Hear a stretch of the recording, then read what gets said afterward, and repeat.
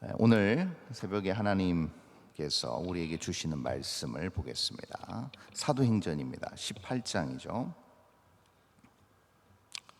9절부터 어제 이어서 9절부터 17절까지 보도록 하겠습니다. 제가 9절부터 17절까지 읽도록 하겠습니다. 밤에 주께서 환상 가운데 바울에게 말씀하시되 두려워하지 말며 침묵하지 말고 말하라. 내가 너와 함께 있음에 어떤 사람도 너를 대적하여 해롭게 할 자가 없을 것이니 이는 이 성중에 내 백성이 많음이라 하시더라. 1년 6개월을 머물며 그들 가운데서 하나님의 말씀을 가르치니라. 갈리오가 아가야 총독되었을 때에 유대인이 일제히 일어나 바울을 대적하여 법정으로 데리고 가서 말하되 이 사람이 율법을 어기면서 하나님을 경외하라고 사람들을 권한다 하거늘 바울이 입을 열고자 할 때에 갈리오가 유대인들에게 이르되 너희 유대인들아 만일 이것이 무슨 부정한 일이나 불량한 행동이었으면 내가 너희 말을 들어주는 것이 옳거니와 만일 문제가 언어와 명칭과 너희 법에 관한 것이면 너희가 스스로 처리하라. 나는 이러한 일에 재판장 되기를 원하지 아니하노라 하고 그들을 법정에서 쫓아내니 모든 사람이 회당장 소스데네를 잡아 법정 앞에서 때리되 갈리오가 이 일을 상관하지 아니하니라. 아멘. 우리가 계속해서 살펴보는 것처럼 바울의 고린도 지역에서의 사역과 그리고 여러 난관과 사역의 어려움 가운데서 결국은 고린도 교회가 탄생하게 됐고 그 고린도 교회가 이 고린도 지역의 영적인 부분을 쇄신하고 하나님께서 그리스 전 지역, 특별히 이 아가야, 그리스 남부 지역이죠. 이 남부 지역을 복음화시키기 위한 거점으로 고린도 교회를 사용하시는 모습을 우리는 살펴보고 있습니다. 오늘 9절에 보니까 이렇게 나타나 있습니다. 밤에 주께서 환상 가운데 바울에게 말씀하시되 두려워하지 말며 침묵하지 말고 말하라. 선뜻 우리가 좀 약간 그 앞에 부분과 상충되는 부분이 있습니다. 이 9절을 보면. 왜냐하면 어제 마지막 8절에서 이렇게 끝났기 때문입니다. 하반절에 보니까 수많은 고린도 사람도 듣고 믿어 세례를 받더라. 이렇게 끝나지 않았겠습니까? 회당장 그리스보를 중심으로 해서 그 집안과 더불어서 고린도의 많은 사람들이 복음을 받아들이고 예수를 믿는 어떤 그런 복된 소식으로 8절이 마무리됐는데 9절에서 주님께서 바울에게 직접 환상 중에 말씀하십니다. 두려워하지 말아라. 그리고 침묵하지 말고 말아라. 이것을 통해서 우리가 알 수 있는 게 뭐냐면 단순히 복음을 전파하고 하나님의 말씀을 가르치고 선포하는 일에 주저하지 말라 이렇게 느껴질 수도 있겠지만 지금 고린도는 물론 고린도 교회가 탄생하고 고린도의 많은 성도들이 지금 주 앞에 돌아오는 그런 어떤 상황이긴 하지만 여전히 고린도의 유대인들과 또 바울의 복음을 대적하는 많은 사람들이 곳곳에 숨어 있었고 바울을 위협하고 있는 상황이었습니다. 그런 상황에서 이 지금 9절의 말씀을 비춰보면 바울이 아마도 모르긴 몰라도 주님의 교회와 또 예배와 사역과 하나님의 뜻대로 모든 일들이 진행되고 있기는 하나 개인적으로 심각한 위협을 느낀 것만은 분명합니다. 그가 고린도에서 생활하면서 또 고린도에서 여러 사역을 감당하면서 신변의 위협을 느꼈을 확률이 굉장히 높습니다. 그동안 그가 데살로니가와 베레와와 아테네를 지나면서 그에게 있어서 굉장한 위협감이 컸을 것입니다. 상황이 자기가 원하는 대로 전개되지 않는 그런 여러 정황들 때문에 그는 많은 두려움에 사로잡혔을 것입니다. 그도 인간이기 때문에 담대하게 복음을 전하고 마지막 우리가 다 아는 것처럼 형장의 이슬로 순교의 마지막 피를 뿌리며 그의 인생을 마무리하는 그 순간까지 그는 조금도 흐트러짐이 없었습니다. 그의 겉으로 드러난 행위 자체는 그렇습니다. 그러나 그가 기록한 여러 서신서들의 그의 내면을 드러내는 그의 속내를 여과 없이 드러내는 많은 서신서의 부분에서는 그도 역시 우리와 똑같은 성정이 같은 사람이기 때문에 어려움과 또 슬픔과 염려와 근심과 두려움을 겪었음을 우리는 그의 서신서를 통해서 알 수가 있습니다. 우리 하나님께서는 우리의 마음 속속들이를 우리보다 더 잘 알고 계십니다. 그리고 그런 연약함과 부족함 속에서도 하나님은 주님의 일, 주님의 계획, 주님의 섭리를 끝까지 하나님의 방법대로 이끌어 가시는 모습을 볼 수가 있습니다. 역시 마찬가지로 바울의 마음속의 두려움과 염려와 근심을 아신 우리 주님께서 바울을 찾아오십니다. 그리고 말씀하십니다. 두려워하지 말고 침묵하지 말고 주의 말씀을 증거하라. 이렇게 우리 주님께서 명령하신다는 겁니다. 근데 그렇게 명령하시면서 거기서 끝나지 않습니다. 네가 사명이니까, 너에게 주어진 임무니까 이건 네가 잘 감당해야 되지 않겠냐? 그게 책임 있는 나의 종의 자세 아니겠느냐라고 채근하시는 정도가 아니라 그 다음 절 10절에 보니까 이렇게 나타나 있습니다. 내가 너와 함께 있음에 어떤 사람도 너를 대적하여 해롭게 할 자가 없을 것이니 이는 이 성중에 내 백성이 많음이라 하시더라. 오늘 이 말씀이 너무나 큰 위로가 됩니다. 어제도 말씀드렸지만 하나님의 방법과 하나님의 관점과 하나님의 일하시는 방법이 여기 지금 10절에 아주 우리가 잘 알고 있지만 더욱더 확신 있게 다가온 이유는 무엇인가? 우리도 똑같이 하나님의 뜻대로 하나님의 말씀에 순종하면서 살아가고 하나님의 말씀에 따라서 여러 일들을 우리가 감당하고 있지만 우리의 연약함과 부족함과 우리의 어떤 다 알 수 없는 우리의 무지함 때문에 우리도 두려움과 염려와 근심과 걱정에 매여 있을 때가 있고 세상과 타협하고 우리의 생각에 짓눌려서 상황과 환경에 함몰돼서 우리도 하나님의 뜻을 온전히 수행하지 못하고 그렇게 주저주저 하는 때가 분명히 있을 것이고 또 있어 왔다는 겁니다. 그런데 그때마다 우리 주님은 언제나 처음에 예수 그리스도를 이 땅에 보내셨을 때 그 약속 그대로 임마누엘 대신 놀라운 함께하심과 동행하심의 역사로 내가 너와 언제나 함께하고 있고 함께할 것이고 지금 이 순간도 너와 함께하고 있다는 이 한마디가 그 어떤 천군 만마보다도 너무나도 우리에게 큰 위로가 된다는 겁니다. 여러분, 그 어떤 사람의 도움 어린 말보다 그 어떤 일확천금보다 그 어떤 지위, 그 어떤 세상의 권력과 권세보다도 비교할 수 없는 이 한마디, 크고 놀랍고 광대하신 그 주님께서 내가 너와 함께 할 것이다, 그리고 지금 이 시간 내가 너와 함께 있다, 이 말처럼 가장 큰 위로와 용기와 그리고 우리 심령 깊은 곳에서부터 큰 용솟으치는 열정을 다시금 불태우게 만드는 말은 없을 것입니다. 그러므로 내가 너를 대적하여 해롭게 할 자가 없을 것이라. 그리고 중요한 말씀을 합니다. 이 성중에 내 백성이 많음이라 하시더라. 여기서 중요한 것이 무엇이냐면 우리의 속속들이 모든 것을 아시는 우리 하나님께서는 작은 것부터 큰 것까지 모든 것을 아신다는 사실을 우리는 알 수가 있습니다. 구약에서 이 바울과 같이 똑같은 좌절과 아픔을 맛본 선지자를 우리는 너무나 잘 알고 있습니다. 갈멜산에서 불을 내리게 했던 그 선지자 엘리야 역시도 그 다음 장에서 이세벨이 자기를 죽이려 한다는 그 소식 한마디에 그의 영성, 그의 용기, 그의 하나님을 향한 그 열정이 확 사그라들었습니다. 마치 물을 확 끼얹는 것처럼 그의 탄 듯한 하나님을 향한 열심은 갑자기 싹 죽어버리고 말았습니다. 그러면서 심지어 그는 여기까지 얘기합니다. 저의 목숨을 차라리 끊게 해주시고 저를 이 순간 그냥 데려가 주십시오 라고 로뎀나무 아래에서 그는 울부짖었습니다.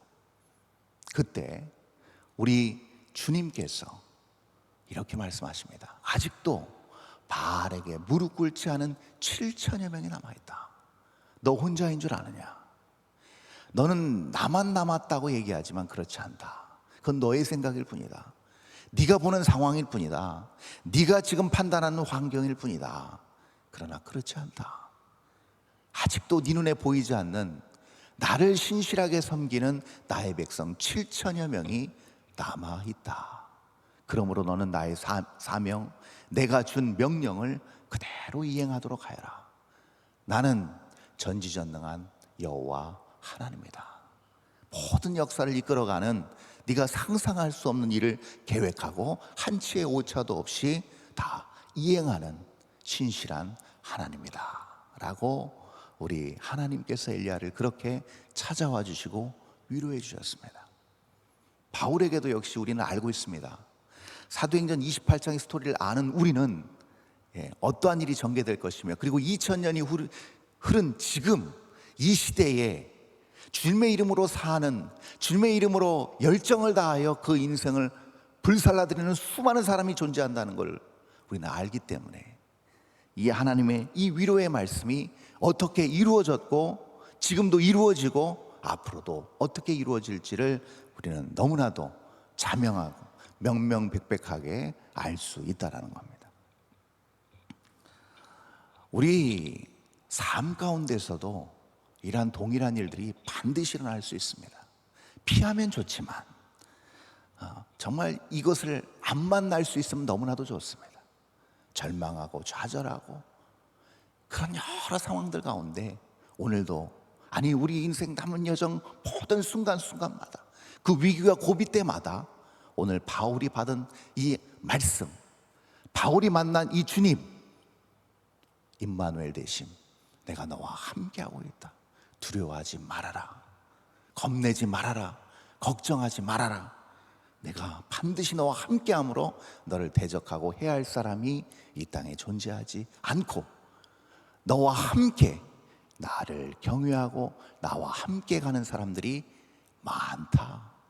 너 혼자 있다고 생각하지 말아라라는 그 놀라운 동일한 위로의 말씀이 저와 여러분의 이 순간, 오늘 한날, 아니 우리의 남은 모든 인생의 여정 가운데 충만하게 있으시기를 간절히 바랍니다. 보십시오. 11절 보니까 그가 1년 6개월을 머물며 그들 가운데서 하나님의 말씀을 가르치게 됩니다. 여러분 보십시오. 이 동력 하나, 이 하나님의 이 짧은 이 메시지 하나가 그를 이 살기등등한 고린도 시내 한복판에서 1년 6개월을 조금도 서스름 없이, 조금도 물러섬 없이 1년 6개월을 성실하게 말씀을 가르치게 만들었다는 겁니다. 여러분 적지 않은 시간입니다. 그렇지 않겠습니까 여러분? 여러분 데살로니가에서 3주를 견디지 못했습니다. 바울이 3주 동안 열심히 복음을 전했는데 무려 그 한 달도 버티지 못한 바울의 입장에서 봤을 때 1년 6개월은 너무나도 긴 시간이고 충분한 시간이었다는 것이죠. 이렇게 하나님께서는 우리를 계속 붙드시고 영적인 활력과 동력을 계속해서 불어넣어 주시는 모습을 우리는 볼 수가 있습니다. 이제 이야기는 약간 다른 장면으로 이동을 합니다. 12절에 보니까 갈리오가 아가야 총독이 되었을 때 유대인이 일제히 일어나 바울을 대적하여 법정으로 데리고 가서, 자, 이 갈리오라는 인물이 등장하기 시작합니다.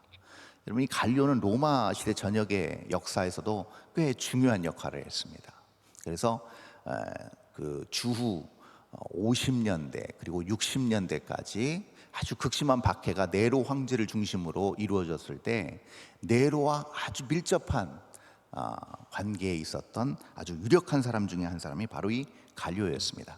근데 이 갈리오가 아가야의 총독이 되었습니다. 이 아가야는 지금 그 에게와 그 그리스, 지금 현재 그리스 남부 지역, 거기서 가장 큰 도시인 고린도, 그 지역의 총독으로 파견되어서 근무하고 있었을 때였습니다. 그런데 이 시기가 갈리오가 이 아가야에 부임한 지 얼마 안 되었을 때입니다. 그 얼마 안 되었을 때 유대인이 일제히 일어난 이유가 무엇일까요? 왜 그러냐면 지금 유대인들은 바울을 1년 6개월 동안 계속 주시하고 있었습니다. 율법주의자들 그리고 그리스도를 반하는 그런 바울의 가르침과 복음을 적대시하는 유대인 세력들이 바울을 호시탐탐 노리고 있었는데 기회를 찾지 못하다가 이제 갈리오가 이 지역의 총독으로 새로 부임했다는 소식을 듣자마자 들고 일어난 겁니다. 폭동이라는 어떤 그런 전략을 쓴 것이죠.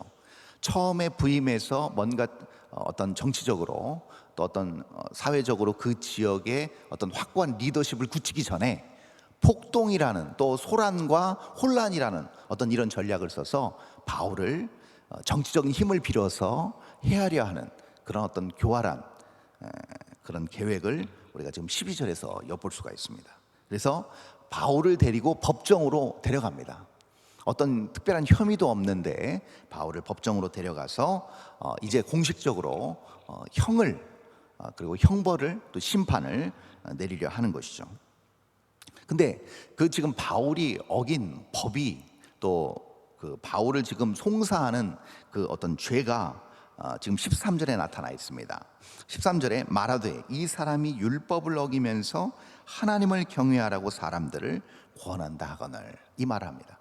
자, 하나님을 섬기고 하나님을 사랑하고 하나님의 말씀에 순종하라고 하면서 본인은 하나님의 율법을 지키지 않습니다. 그러면서 사람들을 선동합니다. 그러므로 중죄인입니다 라고 지금 고소를 하고 있는 겁니다, 바울을. 여기서 지금 대번 정치적으로 감각 있는 갈리오가 이 지금 송사를 대번 알아차립니다. 그래서 14절에 이렇게 얘기합니다. 바울이 입을 열어서 변론하고자 할 때 갈리오가 그 말을 막고 유대인들에게 이렇게 얘기하죠. 너희 유대인들아, 만일 이것이 무슨 부정한 일이나 불량한 행동이었으면 내가 너희 말을 들어주는 것이 옳거니와. 자, 이 말은 무슨 말인가? 로마법 안에 명시된 법이 있습니다. 사회법 체계가 있습니다. 형법 체계가 있습니다. 그 법을 예를 들어서 어겼거나 그 법을 훼손했을 때는, 어겼을 때는 거기에 응당한 처벌을 내가 내릴 것이다. 그러나 로마법에서 벗어난 너희들의 법, 너희들의 어떤 종교법에 근거한 법을 어긴 것과는 나는 무관하다라는 얘기를 지금 15절 다음 절에서 하고 있습니다. 만일 문제가 언어와 명칭과 너희 법에 관한 것이면 너희 스스로 처리하라. 나는 이러한 일에 재판장 되기를 원하지 아니한다. 탁월한 정치적 감각을 우리는 여기서 엿볼 수가 있습니다. 예수님을 재판할 때 본디오 빌라도도 비슷한 방식으로 그의 손을 씻으면서 그가 폭동을 그렇게 잠재우는 모습과 사뭇 오버랩되는 것을 우리가 여기서 살펴볼 수가 있는 거죠. 갈리오도 역시 마찬가지로 유대인들의 시시비비, 유대인들의 어떤 율법적인 종교적인 법에 얽매이기 싫었습니다. 그리고 이것이 자기의 어떤 정치적인 어떤 생명을 계속 유지하고 자기가 더 정치적으로 더 성장하고 크는 데 있어서 오히려 방해 요소가 되면 됐지 유익이 없다라고 판단한 겁니다.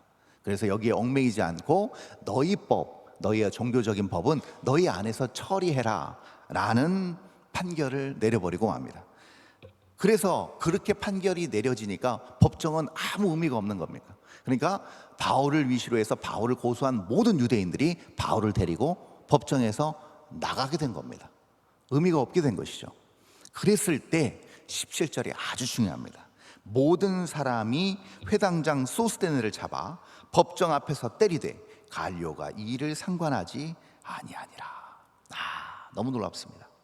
하나님께서 일하시는 방법이 너무 놀랍게 여기서 다시금 재현되고 있는 것을 우리가 알 수가 있습니다. 이 모든 일을 주관한 사람이 누구라는 것을 오늘 17절에서 알 수 있습니까? 회당장 소스데네임을 알 수가 있습니다. 소스데네를 중심으로 해서 그 당시 유대의 어떤 시나고게라고 하는 그 회당은 유대 공동체, 유대 디아스포라에서 굉장히 중요한 역할을 하지 않겠습니까?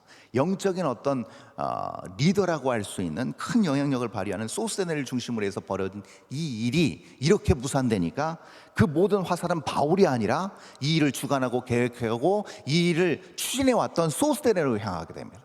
그래서 수많은 사람들이 무력 또 물리적인 폭력을 소스데네에게 행사하게 됩니다. 왜 그랬을까요? 이 분노가 바울이 아닌 소스데네로 향할 수밖에 없었다는 겁니다. 여러분, 이 일을 계획함에 있어서 이게 그냥 하루 이틀에 계획된 일이었겠습니까? 많은 사람들이 치밀한 계획하에서 갈료가 부임하기를 기다렸다가 들고 일어난 일 아니겠습니까? 근데 이 일이 한 번에 흐지부지 무산돼 버렸을 때 사람들의 분노는 굉장히 컸을 것입니다. 그리고 누군가를 제물로 삼아서 책임을 묻고 싶었는데 그 책임을 누구한테 묻는 거예요? 소스데네에게 묻는 것입니다. 그래서 결국은 아주 물리적인 폭력이 행사됨에도 불구하고 갈료가 이것을 묵인합니다. 갈료도 알고 있었습니다. 누군가는 책임을 져야 되는데 자기는 지금 명분상 이 책임을 회피하게 됐고 벗어버릴 수 있게 되었습니다. 그리고 그 책임 고스란히 소스데네에게 가게 됐고, 소스데네는 이 모든 책임을 떠안고 많은 군중들에게 몰매를 맞게 되었다는 겁니다. 하나님의 일하시는 방식의 전형적인 모습입니다. 오늘 이 말씀을 붙잡고 우리 기억합시다. 하나님이 함께 하시고 하나님이 누구도 너를 해하지 못하고 나의 모든 계획과 나의 모든 사역은 온전히 진행될 것이라는 선포가 그대로 이루어지는 장면입니다. 오늘 우리가 기도하고 응답받아야 될 중요한 응답이 무엇일까요? 주님, 나와 함께 하신다면 분명히 함께 하심의 놀라운 역사가 나타날 수 있도록 주님, 오늘도 나와 동행해 주시고 하나님의 역사를 이루어 주시옵소서. 나의 삶 가운데서 여러 고난과 아픔과 두려움이 엄습할지라도 주님 한 분이면 충분하고 주님 한 분이면 모든 것을 역전시킬 수 있는 역사가 나타나는 줄 믿습니다. 그 역사를 오늘도 이루시고 당신의 뜻을 한치의 오차도 없이 저를 통하여 이루어 주시옵소서. 이 기도를 들으시고 응답 받으시고 이 놀라운 영적인 경험이 우리 마지막 주님 앞에 서는 그날까지 계속 이어지는 복이 늘 함께 하시기를 간절히 바랍니다.